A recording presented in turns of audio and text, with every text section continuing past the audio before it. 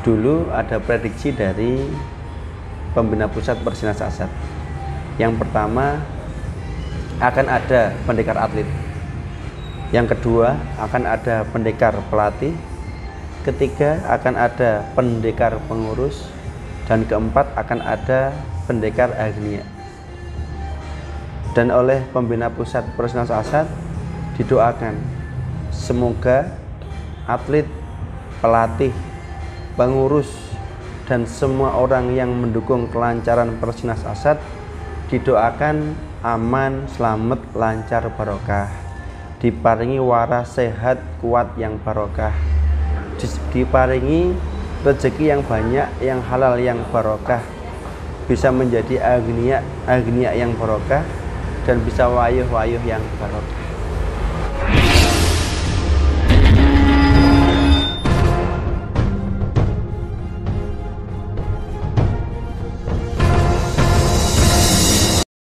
Assalamualaikum warahmatullahi wabarakatuh. Waalaikumsalam warahmatullahi wabarakatuh. Salam pencaksilat dan salam Persinas Asad dan salam hormat pada seluruh pendekar, perguruan dan sesepuh di perguruan di seluruh Nusantara. Oke, balik lagi dengan saya Emil Jagat. Pada kesempatan kali ini saya dikasih kesempatan yang luar biasa di salah satu mantan atlet Persinas Asad yang sekarang kita lihat sukses di dunia bisnis. Kita tanya dulu dia sejarahnya di keatletan itu seperti apa dan latihan di mana, dan juga hubungannya sama bisnis itu sama nggak antara pertandingan di silat sama di dunia bisnis. Sekarang dengan Mas Ridan Nandari. Siap. Sehat Mas, kabar? Alhamdulillah sehat. Tambah gemuk ya? Mosok.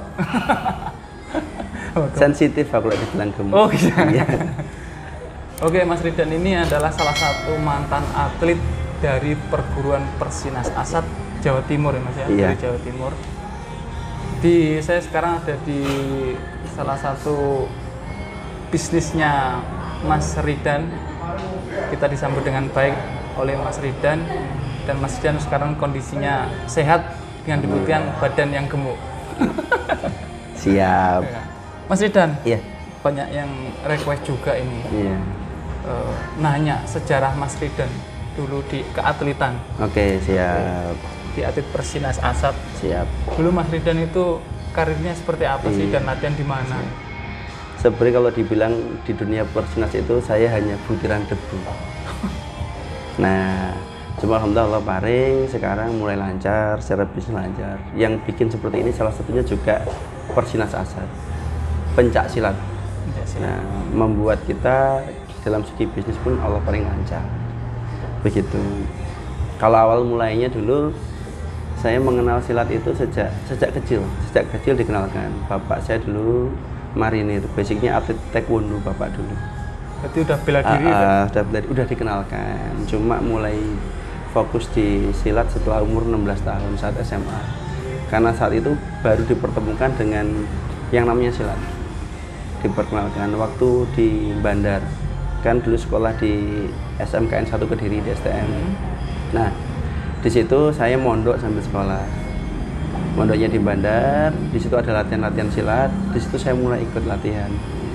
Dilatih sama namanya Masaan Kediri ya. Nah, itu alhamdulillah dilatih di situ, dikenalkan, Allah paring, ternyata sesuai sampai keinginan, indah ternyata silat itu.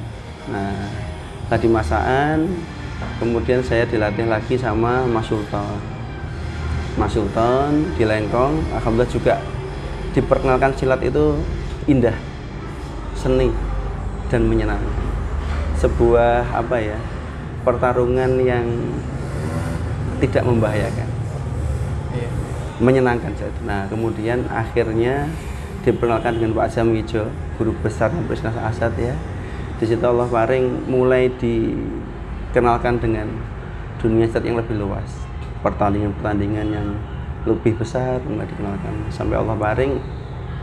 Waktu itu terakhir saya 2012 tanding di Kejurnas IPSI. Cuma mewakilinya bukan Jatim waktu itu, mewakilinya Kalimantan Selatan. Kalimantan Selatan. Iya. Terus lanjut. Itu umur berapa, Mas? Waktu awal aku baru SMA, tapi kalau Kejurnasnya sudah lulus setelah lulus SMA di Kejurnas. Kejurnas di situ. Itu. Jadi waktu lulus sekolah, dulu itu daftar polisi, Mas Leo. Nah, daftar polisi tapi Allah paling gagal. Padahal itu cita-cita dari kecil, SD, SMP, SMA. Pengen jadi polisi. Cita-cita polisi, daftar polisi sampai pantogel. Tapi Allah paling gagal. Nah, karena kegagalan itu harus mikir, aku harus fokus kemana ya? Oh, terus akhirnya aku tak fokuskan ke silat. Dilatih sama Pak Samijo itu. Waktu itu ya tanding sampai ke Bangka Belitung, sampai Kalimantan, ke Tangerang, pokoknya di mana ada pertandingan, di situ kita datang. Waktu itu masih babatnya Persinas dulu awal. Iya. Mungkin bareng Mas Eka Yulianto yang sekarang sudah terkenal seantero jagat, ya toh. Iya. Nah, Satu lighting berarti satu lighting sama Mas Eka. terus Mas Heri Budiono itu luar biasa itu mereka. Kemudian Mas Yaya, nah bareng mereka, Mas Rudi, Mas Johan yang mungkin sangat dikenal di dunia persilatan. Iya. Alhamdulillah dari situ akhirnya sampai ke Kejurnas. Cuma karena faktor ekonomi, jadi bapak saya itu seorang pensiunan tentara, ibu juga pensiunan guru, saya punya adik. Saya dituntut untuk ngejar ekonomi keluarga juga. Sejak saat itu saya harus gantung sabuk untuk fokus pada dunia bisnis, nyari duit. Soalnya kalau enggak ya mesak nih keluarga. Zaman waktu itu ya mohon maaf, dunia silat masih belum seperti sekarang ya. Bonusnya gede-gede ya. Kalau dulu masih kena ongkos pulang aja wis alhamdulillah. Nah, dari situ mulai kita bergeser ke bisnis. Ya. Pengalaman apa, Mas, yang didapat selama menjadi pendekar pencak silat? Kalau ditanya pengalaman itu banyak sekali, besar. Utamanya nilai pada keberanian dan mental. Di silat itu kita bayangkan ya, silat itu beda dengan yang lain. Like sepak bola itu satu tim ketemu tim. Cara wong gelut 11 musuh 11. Hati tatak kendel. Berani. Tapi silat enggak. Silat satu orang ketemu dengan satu orang. Head to head. Personal. Gitu. Diri kita sendiri kita andalkan. Ya tangan kita dan kaki kita. Soalnya silat kan gak oleh nggawa pedang, gak oleh nggawa keris, gak boleh nggawa watu. Senjata kita cuma tangan dan kaki. Dari kekuatan tangan dan kaki kita itu bagaimana kita bisa bertanding, bisa menang, bisa menghasilkan poin bagaimana. Kalau ditanya olahraga yang sangat bagus untuk meningkatkan mental dan keberanian itu ya silat. Kenapa? Kita bertemu individu, personal, person to person. Keberaniannya pasti luar biasa. Lebih maju dewi, tatak maju dewi, rati kancani. Iya, Ya, iya. paling diternikut teka pinggir tak. Iya. Ada. Itu ya berarti keberaniannya, mentalnya. Ketemu siapapun udah takut kita. Kenapa? Gak usah beli senjata, biasa pakai tangan dan kaki. Begitu. Ya. Mas Ridan, sekarang kan di dunia bisnis nih. Iya. Itu awalnya seperti apa ya? Tadi ya, awalnya dari ekonomi. Itu awal lebih dalamnya seperti apa sih dulu dunia bisnis itu? Begini, dulu basicnya saya ngawali bisnis kan karena memang faktor ekonomi. Jadi mulainya dari nol, karena terpaksa. Dulu daftar polisi gak jadi. Pengennya ya mungkin seperti yang lain, jadi polisi, jadi tentara, jadi guru, jadi PNS, seperti Mas Eka. Nah begitu, kan pengennya begitu. Tapi yang namanya qadarnya Allah kan kita gak ngerti. Ternyata Allah paring usaha daftar gagal. Masuk dunia bisnis awalnya ya paksaan. Wah, jalan satu-satunya ini. Soalnya kalau jadi polisi ganti biaya. Nah, mengawalinya pun ya karena basicnya orang tuanya bukan pegawai ya dari nol, gak punya apa-apa. Ya isanya kalau gak punya modal ya harus ikut orang. Waktu itu dari pengalaman saya PSG, dulu kan sekolah STM, PSG di toko handphone sama laptop, komputer dulu di Kediri, di Kedimalutek namanya. Dari pengalaman itu tak jadikan bekal untuk mengawali usaha. Kemudian saya ditawari saudara untuk dikasih modal kerjasama 50-50 waktu itu. Kerjasama Allah paring, orangnya percaya beliaunya untuk kerjasama sama saya sebagai pengelola. Awalnya buka di depan garasi rumah. Modal awal cuman ada etalase, kartu perdana sama PC. Komputer itu kita gunakan untuk aplikasi, ngisi lagu, ngisi gambar. Nah, setelah jalan beberapa bulan, Allah paring kok lancar. Mulai kita berkembang keluar. Kita buka di minimarket. Di depannya minimarket itu kita sewa tempat, join kerjasama. Kerjasama di situ alhamdulillah juga Allah paring ternyata lancar, rame. Ya, kita nggak ngira Allah paring ternyata usahanya masuk di masyarakat sesuai dengan kebutuhan waktu itu.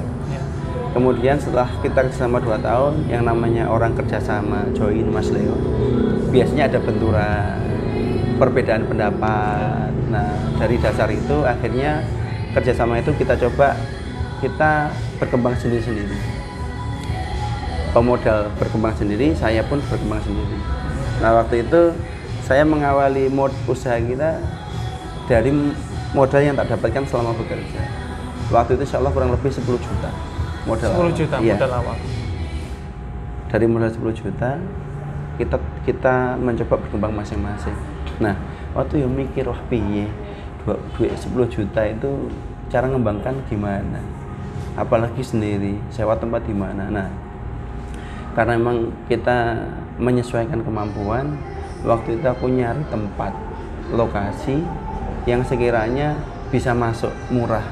Nah, cari-cari, alhamdulillah paling dapat tempatnya angker.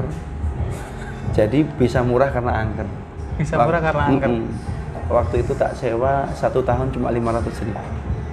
Di tahun 2007. Ya. 1 tahun cuma 500.000 saya sewa. Karena jani sebenarnya ada tempat lain yang bagus, yang memenuhi syarat secara posisi, secara pasar, tapi gak nutut secara modal. Nah, terpaksa kita harus buka di pinggir, yang di situ secara modal kita mampu. Akhirnya kita sewa tempat 500.000, kita juga belikan peralatan, ya cukup etalase sama komputer. Karena waktu itu awal kita buka cuma PC pulsa, jual perdana, servis sama cetak foto, yang sifatnya jasa. Karena kita belum punya modal. Sampai akhirnya berjalan, Allah paring berjalan, mulai bisa dagang, mendatangkan aksesoris. Dari keuntungan itu kita kembangkan untuk order di aksesoris. Kemudian mulai ada handphone. Alhamdulillah Allah paring kemudian berkembang sampai sekarang. Sampai sekarang. Itu semua kan tidak mudah ya Mas Ridan ya? Mudah atau? Mudah. Mudah ya? Iya. Nanti kalau bilang susah nanti gak berangkat bisnis. Versi Mas Ridan sukses apa? Kalau versiku sukses, bisnis itu butuh keberanian dan harus dimulai. Bentuk usaha apapun, bisnis apapun, mulai saja. Nanti kalau sudah kita mulai, ya baru dilihat masalahnya apa, kita evaluasi. Setelah masalahnya kita evaluasi, diinovasi bagaimana kita tidak benturan dengan masalah itu. Sudah, usaha berjalan dan berkembang. Kemudian ditelateni, karena setiap bisnis itu ada gelombangnya. Begitu. Pasti ada naik, ada turun. Saat naik, kita jangan lupa suatu saat kita akan turun supaya kita terus berpikir berkembang. Saat di bawah, kita sadar kita terus harus berkembang. Begitu. Versi Mas Ridan seperti itu ya. Ada lagi Mas? Cukup itu insya Allah. Suka duka Mas? Suka duka. Suka dukanya apa ini? Silat apa? Ya silat tahulah kita. Mungkin bengkak. Ya, tadi kalau zaman Mas Ridan kan nggak ada, ya buat pulang aja cukup lah. Suka dukanya bisnis. Suka dukanya bisnis. Suka dukanya bisnis. Banyak sekali suka dukanya. Sukanya apalagi banyak. Kalau sudah seperti ini suka sekali. Ya, senang, menikmati, dibantu sama tim kayak gitu. Sukanya. Dukanya mungkin saat mengawalinya. Semuanya pasti butuh proses. Dan yang berat dari semua itu proses. Sama seperti atlet. atlet kan harus di posisi kita on fire, sudah prima setelah latihan, itu tinggal sukanya ketemu musuh karena jaluk model piye. Begitu. Tapi saat kita latihan sama, kita harus apa namanya, yo ngangkat barbel, harus tendang jongkok, ingat gak? Nah, kita harus latihan pagi, siang, sore, malam, harus TC full kayak gitu. Itu gambarannya usaha juga begitu. Saat mengawali prosesnya berat. Aku pernah kejadian itu karena masih awal-awal kita buka servis handphone, kita belum tahu market seperti apa, pasar seperti apa, customer seperti apa. Nah, Allah paling ada kejadian, ada aparat waktu itu yang nyervis handphone di tempat kita waktu itu. Nah, handphonenya tuh kalau nggak saya ingat tuh tipenya 6600, HP-nya mati kena air. Secara logika HP mati kena air didandani ya susah. Wong namanya peralatan elektronik masuk air. Nah, tapi karena yang waktu itu bukan aparat, repot gitu. Maunya orangnya nyala. Nah, karena waktu itu yang nerima servis itu tim yang nerima, janji customer kalau bisa seperti itu. Janjinya ke customer, harusnya janjikan ke customer itu kita usahakan ya Pak, semoga bisa. Insya Allah bisa seperti itu. Tapi kalau kita pastikan iya bisa, itu memberikan janji seakan-akan itu harus terrealisasi, padahal handphonenya kena air. Nah, akhirnya waktu itu yang ngerjakan kesulitan, gak ngatasi kan gambarannya, terus akhirnya dilemparkan ke saya sebagai owner. Nah, aparatnya datang marah-marah, pistol ditaruh di atas meja. Sama itu, dia bilang janjinya jadi, tak ambil harus jadi. Begitu. Terus saya ngadepin semua ke belakang, mundur, delik, ya toh, ngelihat dari dalam kaca. Di belakang. Orangnya marah-marah, pistol di atas meja. Dia bilang janjinya jadi, handphonenya kembali ke saya harus jadi. Waktu itu saya bilang, waktu itu ya saya sempat wah ini senjata ini bahaya, ini sampai dur ya, nyawa cuma satu, beda kucing gitu. Kucing jarinya nyawanya sok. Nah, kita nyawa cuma satu, begitu tidur ya selesai. Nah, alhamdulillah paling karena apa ya, kita punya keberanian, dulu basicnya juga silat. Saya wanti-wanti waktu saya menerangkan itu, saya sudah stand kanan depan pokok dia pegang pistol, naik, tak pegang, cet, tak sikat lehernya, cek, pikiran saya sambil saya jelaskan. Tapi tetap kita komunikasi baik, tak sampaikan, Pak mohon maaf, ini handphonenya kan kena air, ada prosesnya, kita bongkar, kita cuci dulu, kita cek kerusakannya, bagian mana yang rusak harus diganti. Nah, biasanya ini tidak bisa selesai bukan karena kita nggak bisa mengerjakan, tapi biayanya tidak sesuai dengan nilai harga handphone sekarang, nanti jenengan rugi. Makanya kita arahkan untuk ini tidak kita selesaikan. Yo, orangnya ngeyel, gak bisa begitu, coba ini dihitung berapa biayanya. Saya sampaikan, ini ganti LCD-nya 400.000, ini ganti buat begini begitu, dan mungkin masih ada kerusakan lain setelah selesai dikerjakan. Saya akan sampaikan kalau kurang lebih biayanya 1.200.000, padahal nilai handphonenya 800.000. Apakah jangan berkenan bayar 1.200.000 untuk biaya, sedangkan nilai handphonenya cuma sekarang 800.000? Waktu itu alhamdulillah Allah paling, sempat orangnya marah-marah, tapi diterima. Nah, kemudian pistolnya masuk lagi kantong, nggak jadi marah, cuma infonya dibanting di depan toko. Dibanting gitu. Nah, itu kejadian contoh suka duka, dan banyak lagi. Yang namanya bisnis itu banyak masalah internal dan eksternal.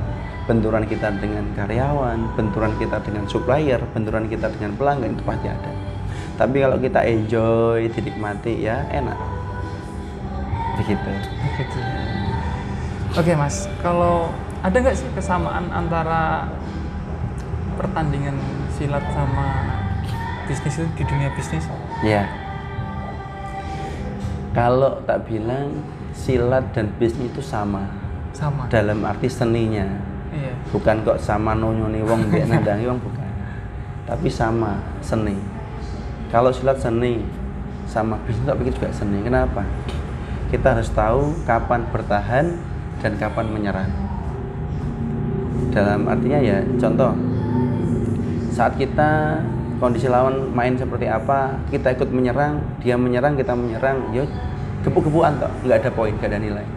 Tapi kalau kita tahu seninya, saat dia menyerang, biarkan dia menyerang, kita bertahan dulu. Saat dia sudah mulai mundur dari penyerang, kita baru menyerang.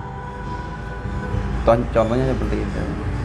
Kemudian tahu momen saat, jadi oh ini musimnya apa, kita harus tahu oh ini nanti lebaran, berarti kita harus fight, menyerang, menyiapkan saat nanti momen lebaran. Oh ini saat apa namanya, ekonomi sedang lesu, kita sudah harus mulai persiapkan pertahanan. Bagaimana bertahan saat ekonominya lesu, gitu.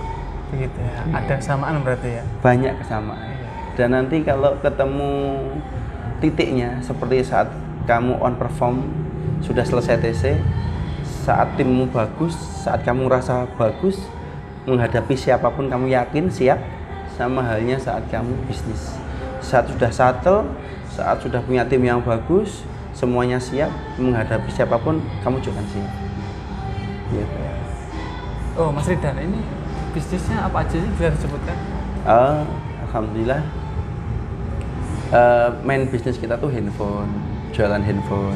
Kita kembangkan ke laptop itu ada. Terus ini kita mulai kembangkan, kita jualan elektronik, kulkas, TV, mesin cuci, juga perabot rumah tangga kita juga ada, cuma beda brand. Kalau handphone namanya Dansel, kalau yang elektronik namanya Danhomi. Kita juga ada PT CKM Outsource, itu menyalurkan tenaga satpam, security, cleaning service, AC kayak gitu. Driver itu kita menyediakan jasanya. Harapanku dulu juga semoga bisa menyerap mungkin atlet-atlet yang butuh batu lompatan, dia belum bekerja, bisa stay kita dulu, nanti sambil mencari peluang pekerjaan yang lain. Kita juga ada advertising, jadi kayak produksi billboard, neon box, pembuatan baliho-baliho itu kita kerjakan. Alhamdulillah sampai sejatim kita kerjakan. Alhamdulillah. Terus kemudian digital printingnya juga ada. Kemudian server pulsa kita juga ada. Ini kita coba juga ada koperasi syariah. Jadi kita menerima investment. Jadi kalau mungkin Mas Leo punya modal 5 juta, 10 juta, atlet kan habis main, menang, bonusnya akeh gitu. Nah, bisa diinvest kita dulu. Itu ada bagi hasilnya secara syariah. Gitu. Lumayan itu kalau punya uang 1M kan biasanya juara 1M.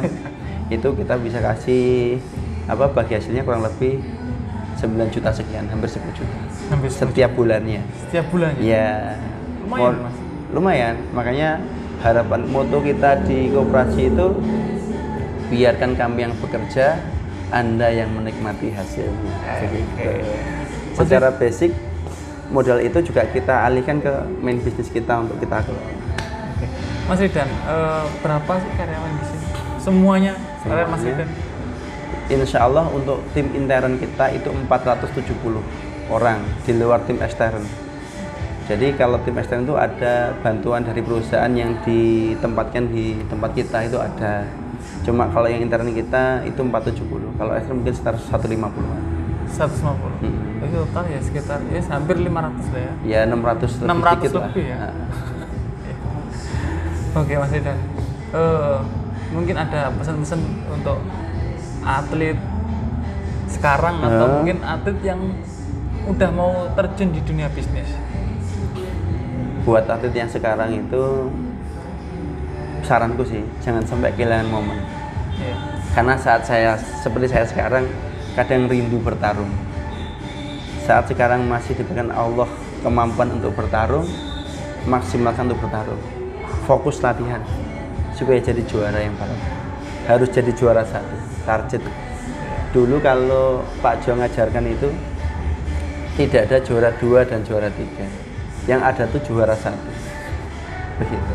Dan Allah paling waktu sama Pak Jo itu juara 1 terus. Berarti nggak ada juara 2 memang? Tidak ada juara 2. Juara 2, juara 3 mek ngancani juara 1 naik panggung. Juara itu harus juara 1. Benar nggak? Iya, nah, itu atlet. Itu kebanggaan. Atlet yang mau terjun di dunia bisnis mungkin pesan. Kalau itu untuk atlet yang mau terjun begini. Bisnis itu harus dimulai, tidak hanya difikirkan. Jadi kalau kita sudah punya mimpi, berpikir cukup, kemudian segera dimulai. Setelah sudah kita mulai bisnis itu, jangan takut pada masalah atau problem atau rintangan atau kendala di lapangan. Itu memang ya seperti itu bisnis. Caranya bagaimana? Begitu kita sudah mulai, ada masalah, kita evaluasi masalahnya apa, kita inovasi, bikin solusi untuk masalahnya, kemudian kita kembangkan terus, kemudian telaten sama bisnis sama usaha, kita telateni terus supaya bisa berkembang. Caranya kitanya harus selalu berpikir berkembang begitu. Kemudian juga yang namanya bisnis itu atau usaha itu fokusnya pada hasil. Jadi pesanku, jangan sampai lebih besar pengeluaran daripada pendapatan. Kalau pendapatannya berapa, bagaimana pengeluarannya ditekan supaya ada sisa. Karena bisnis itu bisa berkembang kalau ada sisa. Tapi kalau kos kita lebih besar daripada hasil, kita akan pernah bisa berkembang. Kalau bisa, bagaimana sisa sebanyak-banyaknya. Berarti lebih ke kehidupan sehari-hari dikontrol lah ya. Betul. Gak usah kita gaya berlebihan lah, bener gak? Iya. Sekiranya bisa makan secukupnya saja. Gak usah 10 kali makan, cukup 3 kali saja. Pakai baju ya gak usah didobel-dobel, cukup 1 baju aja. Nah, secukupnya saja. Oke teman-teman, mungkin sedikit bincang-bincang saya dengan Mas Ridan, ownernya Dansel. Oke, siap. Dan grup lah ya. Siap. Mudah-mudahan Allah paling manfaat dan barokah atas bincang-bincang kita. Kalau dari saya mungkin cukup, Mas Ridan. Cukup? Yakin sudah cukup. Nanti kalau ada yang bertanya lagi, kita kesini lagi ya Mas Ridan. Tenang. Oke. Kita main lagi. Tunggu. Ada yang kurang yang tanyain, coba jurusnya Mas Ridan dikeluarin. Oke. Bisa. yang dulu. Bisa. Jurus 1000 langkah lari. Iya. Oke teman-teman, jangan lupa di like dan di subscribe, komen dan di share. Siap. Kalau ada kata-kata yang saya kurang berkenan, Mas Ridan juga saya sama-sama. Jangan lupa juga follow IG saya, guys. Oke. Apa? Ridan Asad. Biasanya teman-teman ya, orang yang memberi nama di belakangnya itu ada perguruan atau mungkin komunitas, itu orang yang menjiwai dari hatinya. Iya nggak? Iya. Karena saya ngerasa saya sampai di sini, Allah paring sampai sini itu karena Asad. Makanya tidak pernah kita tinggalkan Ridan Asad. Insya Allah dikenalnya Ridan itu Asadnya gitu. Iya. Karena dulu mengawalinya semua dari Asad. Asad. Jadi orang yang berani, jadi orang yang kuat, yaitu Asad. Iya. Itu juga insya Allah nggak hanya Asad aja. Insya Allah bagi semua yang berlatih di perguruan mereka itu juga membangun menjadi personal yang kuat. Gitu. Karena Asad ya. Ya. Oke teman-teman, nanti kalau ada teman-teman yang kurang pertanyaan atau mungkin saya kurang ya komen aja di bawah. Nanti kalau saya kesini lagi Mas ya. Boleh. Katanya tadi ngajak sparring aja gitu. Oh. Meskipun saya sudah berusia, insya Allah saya wanis. Iya. Ngajak sparring Mas Ridannya. Oke teman-teman, mungkin cukup. Saya umpamanya nggak musuh Eka Yulianto. Kenapa? Takut saya. Iya. Udah PNS kan? Udah dia udah. Allah paling lancar. Iya. Apalagi sama Harry itu semakin takut saya. Awak itu begut. Kelas J sekarang. Ya, besok pon kelas J. Besok pon tuh masih tanding kelas J. Itu masih diet. Oh itu masih diet luar biasa. 15 kilo katanya. 15 kilo diet. Apa ya kuat. Oke teman-teman, yang mantan atlet dulu yang khususnya di Persinas Asad, mainlah ke tempat Mas Ridan. Oke. Buat semuanya, ada hanya Persinas, mungkin perguruan lain yang mau datang mau main silahkan. Karena ya memang kita itu keluarga, family. Kita baik Persinas, mungkin SH Trate, Tapak Suci, Perisai Diri, semuanya kita saudara gitu. Jadi kita mikirnya kalau sudah seperti ini, buat apa toh? Silat kan untuk melindungi diri kita. Kalau kita bisa bermanfaat buat semuanya, apalagi buat intern kita, perguruan silat, antar perguruan, insya Allah hidup kita akan lebih manfaat dan barokah gitu Om. Oke teman-teman, ini kalau dilanjutin nanti part 2-nya. Oke, boleh. Lagi. Siap. Oke, akhir kata assalamualaikum warahmatullahi wabarakatuh. Waalaikumsalam warahmatullahi wabarakatuh.